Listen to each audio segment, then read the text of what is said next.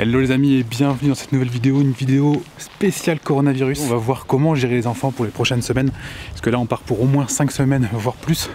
Tout dépend du comportement des gens en fait, et on va voir ça dans cette vidéo, parce que c'est notre responsabilité à chacun de prendre la pleine mesure du problème. On va aussi voir comment bien se laver les mains, et c'est les enfants qui vont vous montrer comment bien se laver les mains. Ça sera la fin de la vidéo, donc vous pourrez appeler vos enfants. Ce sera plus sympa que ce soit Arthur et Gaspard qui vous montrent comment bien se laver les mains, parce qu'on pense souvent bien se laver les mains, mais on se lave pas forcément bien les mains.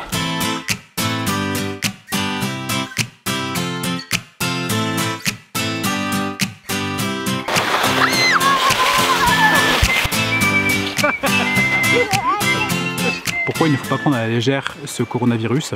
Moi au départ je l'ai un petit peu pris à la légère, puisque en fait les données qui nous sont données à la base montrent qu'il n'y a pas non plus de quoi s'affoler. D'ailleurs différents médecins, professeurs dans les médias, sur internet, on dit aussi calmez-vous, là ça devient un petit peu la psychose, il faut se calmer.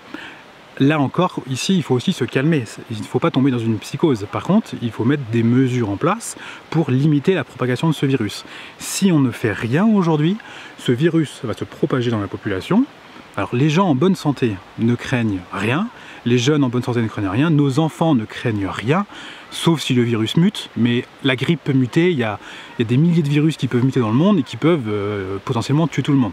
Donc aujourd'hui, a priori, à l'heure où je parle, la mutation du virus n'est pas un danger, enfin un gros danger présent. Par contre, le gros danger, c'est pour les personnes faibles. Si on ne fait rien, le virus va se propager. Si je l'attrape, je le donne à mes enfants. Mes enfants, ils vont, ça se trouve, même pas avoir de symptômes. Ça se trouve peut-être aujourd'hui qu'ils l'ont et on ne le sait pas. C'est possible. Et s'ils vont voir d'autres enfants, ils vont le donner. D'autres enfants vont le donner à d'autres personnes. Ben, tu vois bien, c'est comme ça que un gars qui mange une chauve-souris en Chine, tu te retrouves à voir les toilettes, les magasins vides de Pékin en Australie. Tu vois? Parce qu'aujourd'hui, on est dans un monde global, donc on voyage et on se touche. Donc il faut absolument limiter la propagation de ce virus. Je sais que certains d'entre vous ont vraiment peur et d'autres qui prennent ça à la légère. Alors ça sert à rien d'avoir peur, mais il ne faut pas non plus prendre ça à la légère. Parce qu'il y en a qui se disent, il y a que quelques dizaines, centaines de morts du coronavirus aujourd'hui, et la grippe en tue 10 000, voire plus par an. Et là on ne comprend pas en fait, on se dit bah ouais mais là c'est bon, coronavirus, il nous fait suer. En fait ce qui se passe, c'est que le virus croît de manière exponentielle. Aujourd'hui, on n'a pas de recul sur ce virus. On a la Chine qui l'a eu, donc c'est le premier laboratoire, on va dire, du monde. Et donc beaucoup ont dit oui, mais bon, c'est la Chine, on ne sait pas trop et tout. La Chine a fait un confinement limite dictature, donc c'est pour ça qu'ils arrivent à limiter le virus. L'Italie, donc on a des données sur la Lombardie, le virus croît extrêmement rapidement, de manière exponentielle. C'est comme si tu as un feu, en fait, dans une forêt. Le feu il commence à prendre, donc les pompiers arrivent, ils peuvent l'éteindre. Le truc, c'est que si tu laisses le feu continuer dans la forêt, il va se propager et là il n'y aura plus assez de pompiers pour éteindre ce feu. Et donc aujourd'hui ce qui se passe, c'est que le feu c'est le virus et les pompiers, eh bien, ce sont les hôpitaux. Si le feu part trop loin, il n'y aura plus assez de lits pour accueillir les malades. Donc qu'est-ce qui va se passer? Eh bien, en fait, on va tout de suite mettre des tentes à l'extérieur des hôpitaux pour accueillir les gens. Il n'y aura pas assez de système respiratoire, donc on sera obligé de choisir, les médecins sont obligés de choisir entre une personne de 80 ans à brancher et une autre de 50, donc en laisser mourir une pour essayer d'en sauver une autre. C'est ça qui va se passer. Peut-être que ces personnes qui sont faibles seraient peut-être mortes aussi de la grippe, mais quoi qu'il arrive, on ne peut pas, on est quand même un pays civilisé, on ne peut pas laisser les gens mourir sans rien faire, on ne peut pas laisser les gens mourir dehors dans un hôpital parce qu'on n'a pas de quoi les sauver. Voilà, c'est ça en fait le vrai danger de ce virus aujourd'hui. Donc c'est déjà limite un petit peu trop tard ce qu'on fait pour limiter le virus, parce que ce virus, il y a des risques et des chances qu'il soit qu'il soit beaucoup plus présent que les 3-4 000 cas, parce qu'on ne peut pas dépister tout le monde. La bonne nouvelle, c'est qu'il est moins mortel qu'on le pense. La mauvaise nouvelle, c'est que ça va continuer encore. Donc on doit prendre des mesures aujourd'hui, on doit prendre des mesures avec les enfants, leur laver les mains. Vous le verrez à la fin de la vidéo, Arthur et Gaspard et Constance vont vous montrer comment ils se lavent les mains, et pour vos enfants aussi ça va être cool. Aussi Amélie va vous parler on a créé un système pour vous aider des activités pour les enfants, parce que là on part pour plus de 5 semaines, je vous le garantis, de confinement à la maison où vous ne pourrez plus sortir et les enfants ne pourront plus sortir, et donc il va falloir les occuper. Donc jusqu'à l'âge, je crois c'est 6 ou 7 ans, vous rentrez l'âge et le prénom de votre enfant et on vous envoie ça. On vous enverra aussi d'autres informations, on sait que c'est important pour vous, on va essayer de trouver voilà, les meilleures solutions pour vous aider, et on va rester alerte là-dessus. Voilà, prenez soin de vous, prenez soin de vos enfants, prenons soin des personnes les plus âgées. La situation aujourd'hui va continuer. Je vous garantis que je nous laisse 15 jours, 3 semaines, voire avant, l'armée sera dans la rue pour empêcher les gens de sortir. Là encore, c'est pas grave, faut pas psychoter.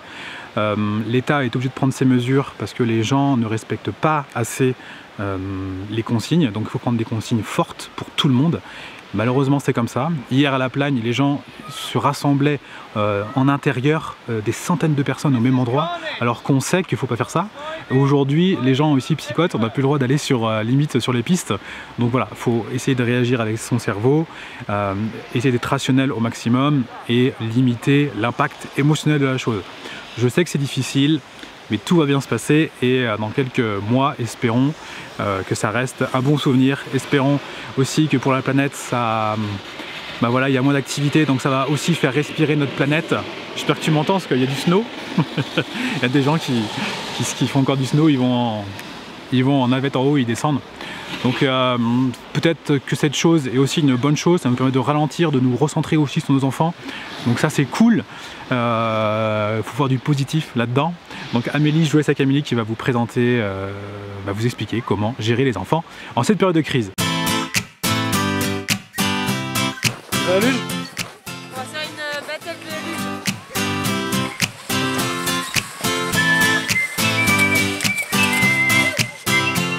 Oh la vache! T'es contente? Attends, mais c'est pas possible cette descente!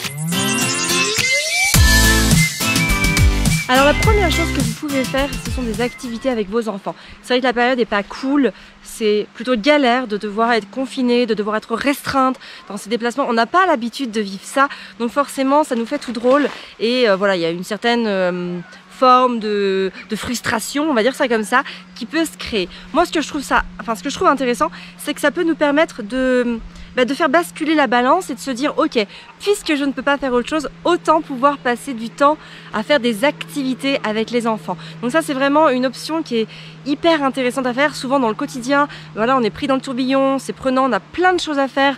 Là finalement nos enfants ne peuvent pas aller à l'école, nous peut-être que vous ne pouvez pas aller travailler, alors voilà, c'est une très belle opportunité de pouvoir passer du temps avec ses enfants. Et c'est aussi une très jolie façon, je trouve, d'inverser la tendance et de profiter de l'instant présent sereinement et voilà, en se disant finalement avec le recul c'est peut-être une chance. En tout cas ça peut en être une. Donc par rapport à ça, si vous voulez savoir si vous voulez avoir des listes d'activités qui soient sympas, intéressantes, en cohérence aussi avec le stade de développement de l'enfant, on vous a préparé des listes d'activités justement. N'hésitez pas à les télécharger, le lien se trouve dans la description.